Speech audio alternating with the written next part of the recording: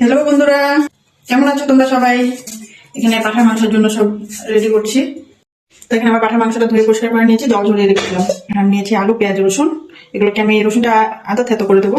আর এখানে আমি আদা, রসুন, পেঁয়াজ, কাঁচা লঙ্কা সব দিয়েছি। মানে মাংসটার মধ্যে সব মশলা দিয়ে দেবো। তেজপাতা দিয়ে দিলাম। এখন দিয়ে দেবো হলুদ গুঁড়া, লঙ্কা গুঁড়া আর জিরা ধনিয়া গুঁড়াটা।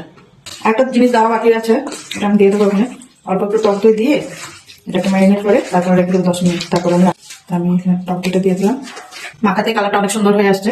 এটাকে এখন 10 মিনিটের মতো ঢাকা দিয়ে রেখে দেবো।